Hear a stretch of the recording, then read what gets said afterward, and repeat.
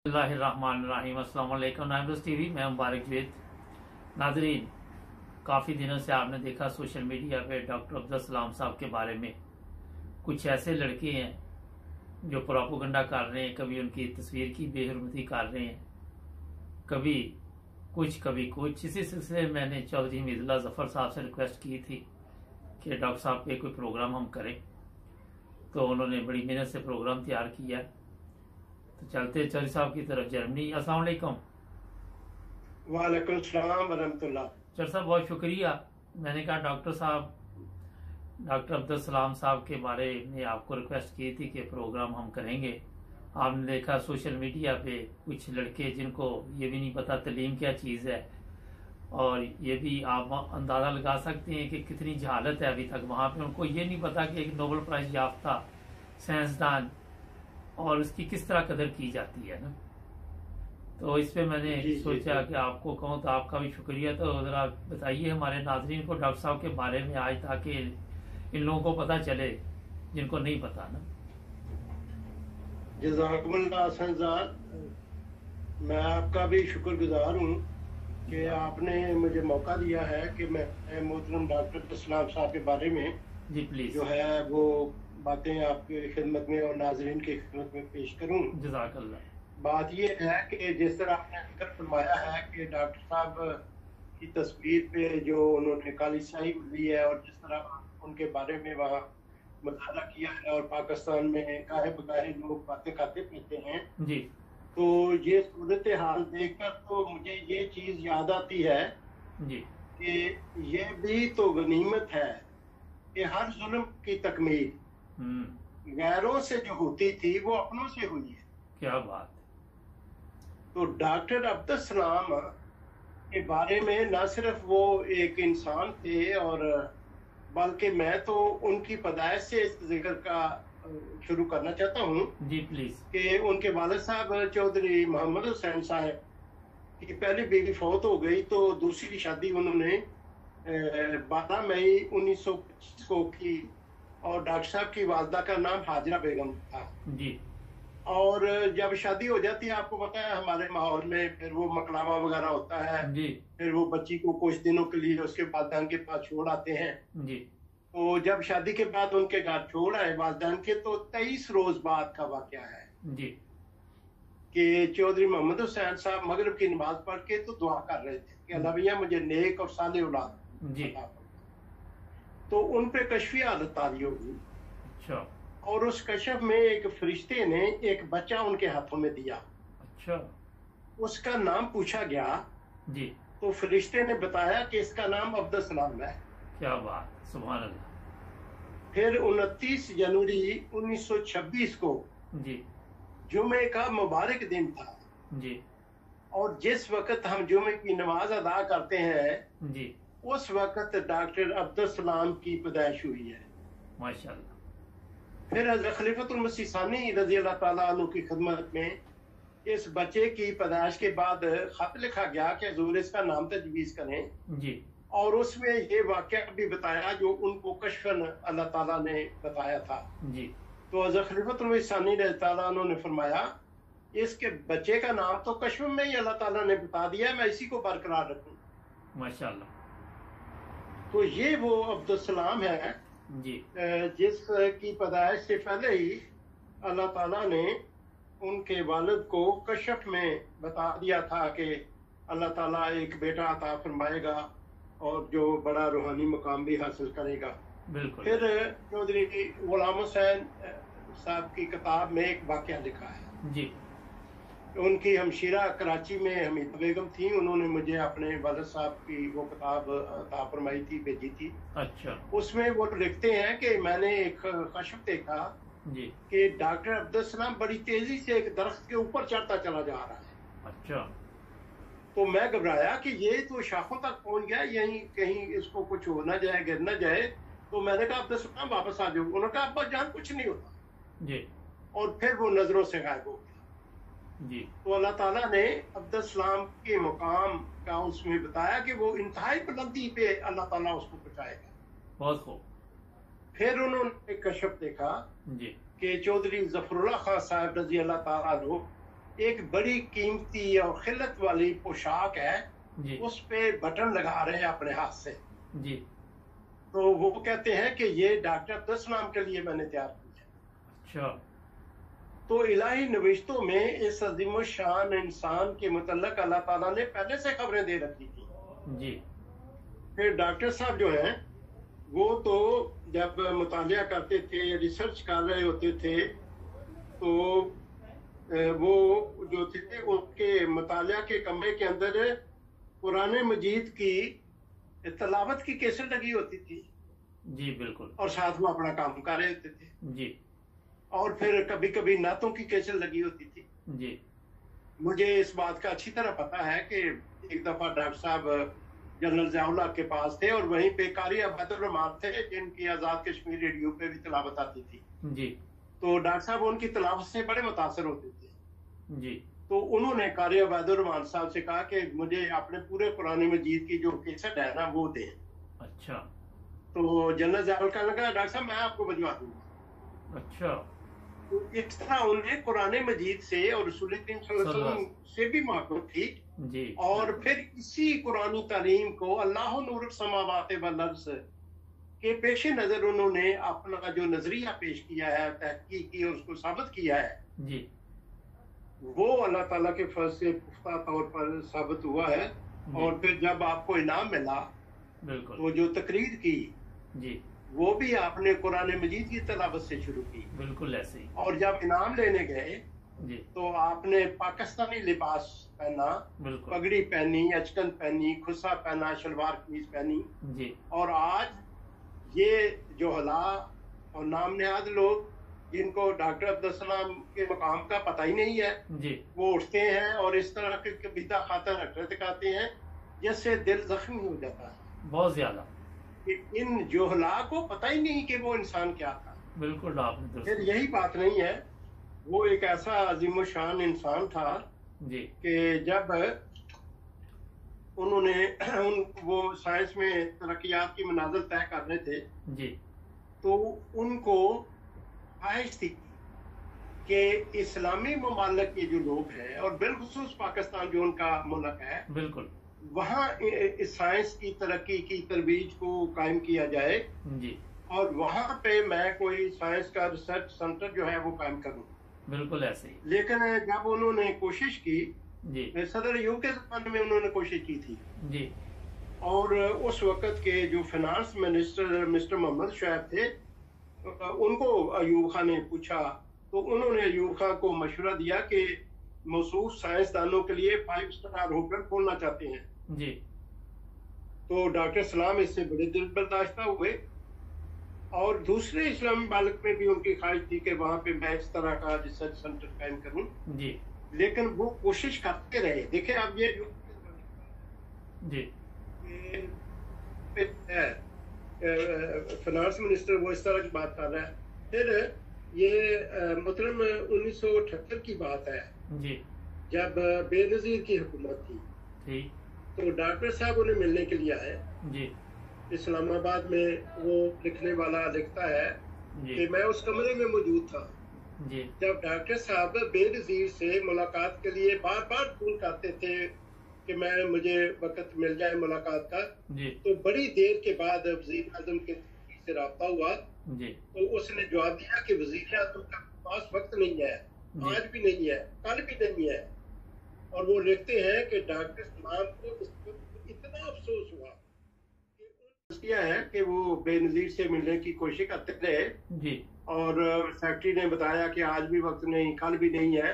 जी तो उस पर डॉक्टर सलाम साहब को इतना अफसोस हुआ कि वो लिखने वाला लिखता है कि उनके चेहरे पर ऐसा दुख फैला जी कि मैं उनकी तरफ देखना बर्दाश्त न कर सका और दूसरी तरफ देखने लग गया। जी फिर डॉक्टर साहब ने एक समरी भिजवाई बेनजीर भुट्टो को जी और उसमें 2 अदारे कायम करने के लिए डॉक्टर सलाम ने तजवीज़ दी। जी और उसमें यह था कि एक इस्लामाबाद में और एक ठठा में जी जो है वो हम कायम करें। और ठठा में तो सैकड़ों एकड़ जमीन भी ली जी और फिर बहरहाल उसकी जो रकम उन्होंने की थी वो सिर्फ उसकी कीमत, जमीन की कीमत खरीदने पर ही सर्फ हो गई और फिर ये जो मंसूबा है ये कामयाब ना हो सका। जी। तो इस तरह, लेकिन बहरहाल फिर उन्होंने इस्लामी मुल्कों को भी कहा कि वो भी आए और आके तो इसमें हिस्सा डाले, जी। लेकिन फिर वो भी ना हो सका। तो फिर डॉक्टर साहब ने मगरबी ममालिक का रुख इख्तियार किया और यूरोपियन ममालिक में, फिर इटली में आपने साइंस का वो इंटरनेशनल सेंटर जो है वो कायम किया है। जी।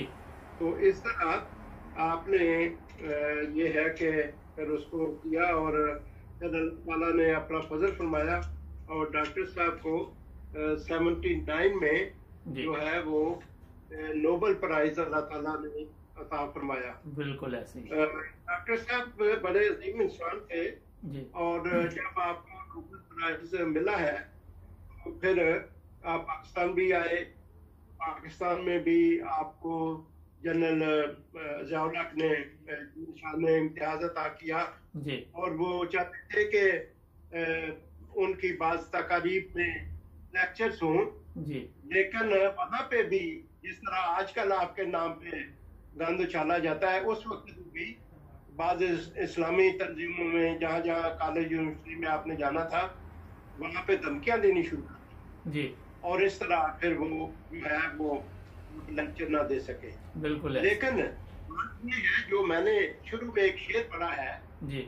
कि जो गैरों से जो होती थी वो अपनों से हुई है। जी। ये जुल्म तो अपने करते रहे, बिल्कुल। लेकिन इस्लाम साहब को जब इंडिया ने बुलाया, जी।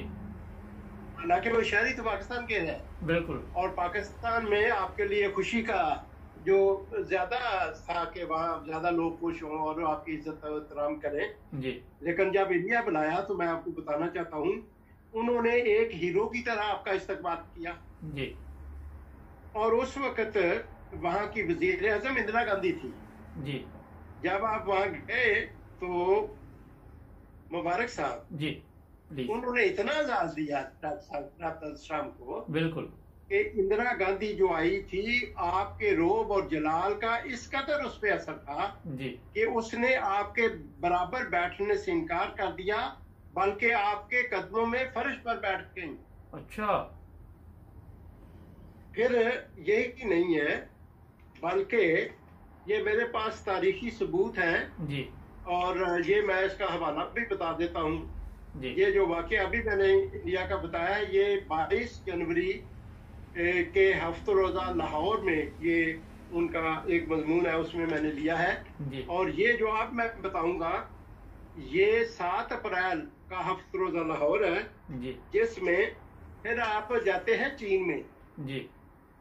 और जब चीन गए तो उनके बीजिंग के दौरा के दौरान चाइनीज अकेडमी ने उनके एजाज में एक अशारिया दिया। जी। अब वो वजीर आजम की तरफ से था, ठीक। और सदर मुमलकत वहाँ मौजूद नहीं थे। जी। लेकिन जब वो तकरीब हुई तो सारे प्रोटोकॉल को बालाए ताक रखते हुए जी। चीन के सदर ने भी डॉक्टर सलाम की इज्जत अफजाई के लिए अशारिया में शामिल होने के लिए पहुंच गए। वाह। कोई प्रोटोकॉल नहीं था। क्या बात। और वो आके तो उस हाल में आके बैठ गए जी। कि मैं आज डॉक्टर सलाम को सुनने आया हूँ। जी। और ये आप देखें कि किस तरह उन्होंने, लोगों ने डॉक्टर सलाम की पजीराई की है। जी। और अपने मुल्क में जो उनके जिनको ज्यादा खुशी होनी चाहिए थी, वो इस तरह की बातें करते हैं। बिल्कुल। फिर बहुत सारे ममालिक ने, अब आप देखें उस शख्स का अपने वतन की मोहब्बत में कैसा है कि वो उनको बहुत सारे ममालिक ने, जी। कुवैत ने, उर्दन ने और भी कई इस्लामी ममालिक ने भी जी। आपको नेशनलिटी की पेशकश की थी जी कि आप आए और हमारे मुल्क की शहरियत जो है वो ले लें। बिल्कुल ऐसे। लेकिन डॉक्टर साहब ने कहा कि नहीं, हाँ जी, मैं अपने पाकिस्तान की जो शहरियत है वही पसंद करूंगा और मैं अपने मुल्क की शहरियत जो है उसी को बरकरार रखूंगा। जी। और फिर उन्होंने किसी और मुल्क की शहरियत जो थी वो लेनी पसंद ही नहीं की है। ऐसे ही है। फिर डॉक्टर साहब बात ये है जी। कि उसके अलावा फिर ये है कि मुझे एक दफ़ा फ्रैंकफर्ट एयरपोर्ट पर मैं काम करता था जी। और मुझे वहां पे पाकिस्तान के साबिक सदर पाकिस्तान फारूक लगारी साहब मिल गए। अच्छा। मैंने उनको पहचान लिया, मैं उनसे मिला जी।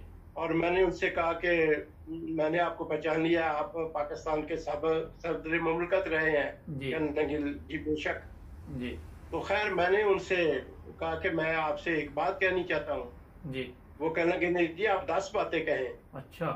तो मैंने उनसे ये कहा, क्योंकि वो उस वक्त सदर मुमलकत थे जब डॉक्टर साहब फौत हुए हैं, डॉक्टर अब्दुल जी। और रवा जब उनकी मैयत आई तो बहुत सारे मुल्कों के सफरा आए, लेकिन सदर मुमलकत को आने की वहाँ मोहलत नहीं मिली, वक्त नहीं मिला। जी। तो मैंने उनसे कहा कि सदर साहब बात यह है कि जिस मुल्क में हीरोज की कदर ना की जाए जी, वहाँ हीरो पैदा होने बंद हो जाते हैं। क्या बात। तो वो मुझे कहने लगे आपने बहुत अच्छी बात की है, बहुत अच्छी बात की है, यही हकीकत है। जी। तो मैंने कहा मैंने जल्दी जाना था, मैंने कहा बात ये है, मैं बात तो असल में ये कहनी चाहता हूँ जी कि अल्लाह ताला ने पाकिस्तान को भी बहुत सारे हीरो दिए हैं। बिल्कुल। और उनमें एक हीरो डॉक्टर अब्दुल सलाम है जी। जिन्होंने नोबेल प्राइज लेकर पाकिस्तान के नाम, उसकी इज्जत और वकार को दुनिया में बुलंद किया है। जी। लेकिन जब वो इस दुनिया से रुखसत हुए जी। तो आप सदर मुमलकत थे। जी। उस वक्त आपको चाहिए था कि उनकी तकरीम में आ जाते, अपने अकायद अपनी जगह, बिल्कुल। लेकिन वो पाकिस्तान का हीरो था। बिल्कुल। तो बहरहाल उन्होंने फिर वो मसरूफियत की बातें शुरू कर दी जी। और इस तरह से ये बात हो गई। फिर जी। इसी तरह मैं एक बड़ी अजीमुशान बात आपको डॉक्टर साहब के बारे में बतानी चाहता हूँ। जी प्लीज। इसलिए कि इंसानों को क्या पता है कि डॉक्टर सलाम क्या था। जी। डॉक्टर सलाम को ये 1959 की बात है जी। कि एक इंजीनियर होते थे रमीज अहमद मलिक, वो महकमा धार में इंजीनियर थे। जी। आपके वालिद साहब से उनका बड़ा तल्लुक था और इनके जो वालिद साहब थे ना, चौधरी मोहम्मद हुसैन साहब, जी। वो समझते थे कि जो भैंस का दूध है ये ठीक नहीं है। अच्छा। तो वो 2 गायें रखते थे। अच्छा। जो दूध देती थी वो पास रहते थे, जो खुश्क हो जाती थी वो इसी रमीज मलिक को भेज देते थे। अच्छा। और जब वो फिर दूध देने वाली होती फिर वापस ले आते थे। तो वो दूध पिलाया करते थे बेटे को गाय का। जी। तो वो उन्होंने मजमून लिखा है डॉक्टर साहब के मुतालिक, और ये वाकया बहुत सारी जगहों पे अल-फजल में भी छाया हुआ है। जी। डॉक्टर साहब के पास हिंदुस्तान के सफीर मिलने आए, लंदन की बात है। जी। और उन्होंने कहा कि हमारे मुल्क के वजीर आजम जवाहरलाल नेहरू जो है वो आपसे मिलना चाहते हैं। जी। तो आप वक्त निकाले और हिंदुस्तान चले। जी। तो बहरहाल वो फिर डॉक्टर साहब ने हामी भर ली जी। और फिर आप हिंदुस्तान के सफीर के साथ ही हिंदुस्तान जाने का प्रोग्राम बना लिया। जी। और आप हिंदुस्तान चले गए। दिल्ली में आपका बहुत इस्तकबाल हुआ और उसके बाद फिर वहाँ पे डॉक्टर साहब ने कहा कि मैं चाहता हूँ कि मैं चीता यूनिवर्सिटियों का माना करूँ, उनके वाइस चांसलर से मिलूं। जी। तो वो नेहरू से मिले। नेहरू ने कहा कि ठीक है, ये हमारे वहाँ पे एक वजीर थे मुसलमान, हुमायूं कबीर उनका नाम था। जी। तो वो एज ए प्रोटोकॉल डॉक्टर साहब के साथ जा रहे थे। यूनिवर्सिटियां दिखाने के बाद वो वापस आए और फिर नेहरू से मिले। तो जवाहरलाल नेहरू ने उनसे कहा कि हम आपको ना हमें आपसे काम है जी। और मैं चाहता हूं कि आप ये काम हमारे लिए करें। जी। तो ये जो हुमायूं कबीर साहब है ये आपको ना इसकी तफसीलात बता देंगे। जी। उसके बाद हुमायूं कबीर साहब जो थे उन्हें अपने दफ्तर ले गए और उन्होंने कहा कि वो अहम काम जो जवाहरलाल नेहरू का है वो ये है कि नेहरू की ख्वाहिश है कि आप हिंदुस्तान आ जाएं जी। और वहां हिंदुस्तान के लिए आइटम बम बनाएं। जी। और उसमें उसने जो आपको सहूलतें बताई कि नेहरू साहब ने ये कहा है कि आपका रुतबा वफाकी वजीर के बराबर होगा। अच्छा। आप अपनी तनख्वाह जितनी चाहे खुद मुकर्रर कर लें। तीसरी ये थी कि आपके खर्च का कोई ऑडिट नहीं होगा। जी। अगर आपने 1 करोड़ रुपया खर्च कर दिया और कोई नतीजा नहीं निकला, तो जी उस 1 करोड़ के जाया होने पे आपकी कोई जवाब तलब नहीं हो। जी और ये तीसरी जो थी 1 करोड़ को जाया होने में, ये उसने बार बार दोहराई जी कि आप से नुकसान भी हो जाए तो कोई पूछगिछ नहीं होगी। जी तो डॉक्टर साहब कहते हैं कि मुझे एहसास तो था कि अगर नेहरू ने मुझे हिंदुस्तान बुलाया तो इनको कोई खास काम है, जी लेकिन मुझे ये वहमो गुमान में भी नहीं था कि ये एटम बम की रिसर्च के लिए मुझे बुलाएंगे। जी तो खैर डॉक्टर साहब ने उनको फौरी कोई जवाब नहीं दिया और मंजूरी जाहिर की और कहा कि मैं लंदन जाके गौर करूंगा, जी इसलिए मुझे मदद दी जाए। जी जब डॉक्टर साहब लंदन आए तो उन्होंने ये सारी बातें उस वक्त पाकिस्तान के सदर मुमलकत सदर अयूब खान को लेकर भेजी थी। अच्छा सदर अयूब खान का ने आपको अपने हाथ से खत लिखा, कोई टाइपशुदा खत नहीं था। जी उन्होंने अपने हाथ से खत लिखा डॉक्टर साहब को और आपके जज्बा हुब्बुल वतनी की तारीफ की जी और लिखा कि अगले माह मैं अमेरिका के दौरे पर जा रहा हूं, तो मैं लंदन 2 दिन के लिए रुकूंगा। जी इस दौरान डॉक्टर साहब अपनी सहूलत के मुताबिक मुझे मिले अच्छा और जो सहूलत के मुताबिक मिलने का था उसके नीचे उसने लाइन लगाई ठीक कि जब आपको सहूलत हो, जिस दिन आपके पास वक्त हो, जिस टाइम आप फारिग हो, उस वक्त मुझे मिल ले। जी। अच्छा जैसा एक ब्रेक है, ब्रेक के बाद अच्छा। नाज़रीन बात जारी रहेगी। ब्रेक के बाद चौधरी साहब हमारे साथ हमीदुल्लाह जफर साहब जर्मनी से डॉक्टर अब्दुल सलाम के बारे में माशाल्लाह ज़बरदस्त इंफॉर्मेशन दे रहे हैं।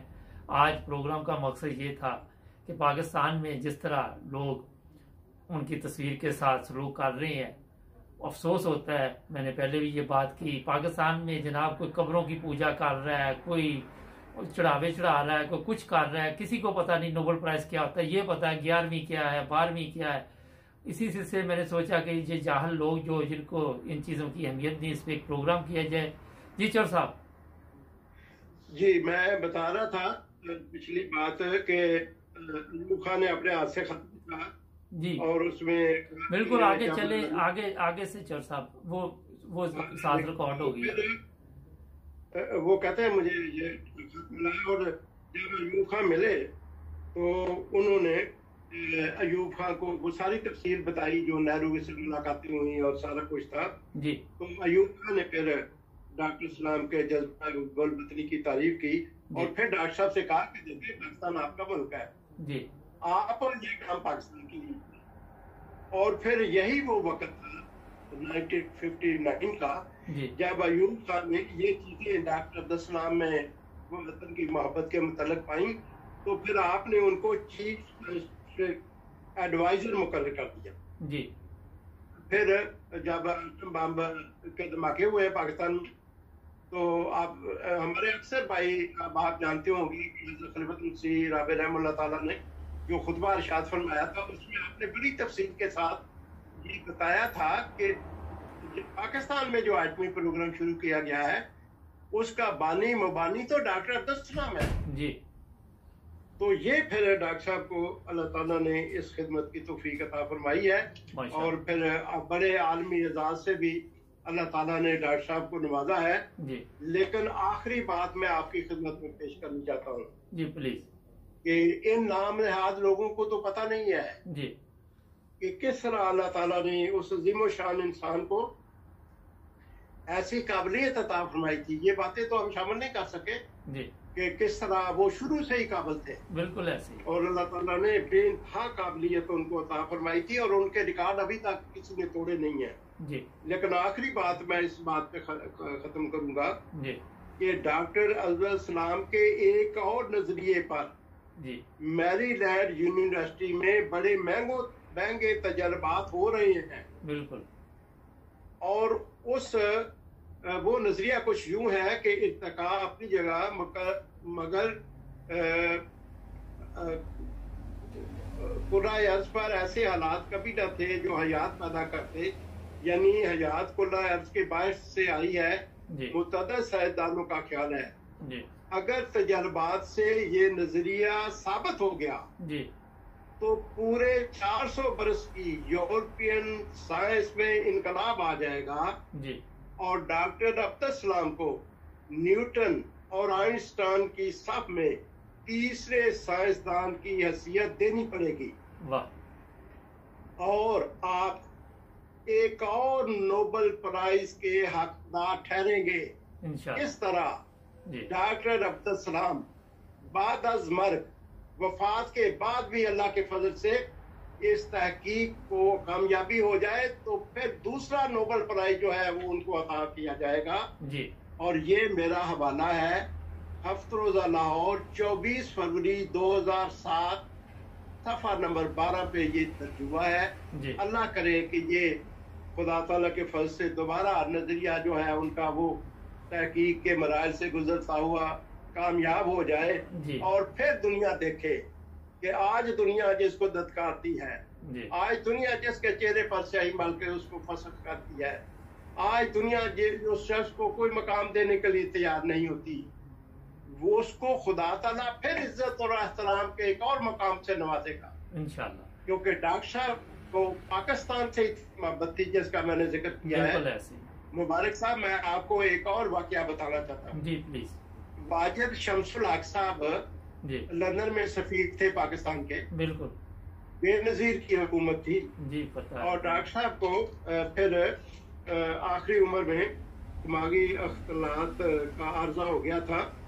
उस वक्त बेनजीर भुट्टो ने वाजिद शमसुल हक को कहा कि तुम जाओ डॉक्टर अब्दुल सलाम की खैरियत दरियाफ्त करने जाओ जी, और उनको जाकर पेशकश करो कि पाकिस्तान की हुकूमत जो है वो आपके सारे अलाज माजिल का जो खर्च है वो बर्दाश्त करना चाहती है जी।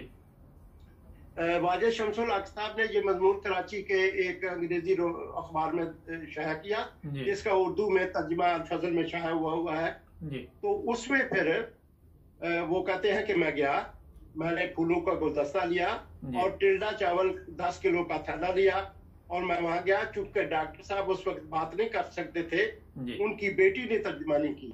अच्छा। और ये सारी बेनज़ीर की तरफ से जो पैगामात से वो मैंने दिए और फिर मैंने देखा कि डॉक्टर अब्दुल सलाम की आंखों से आंसू हो गए।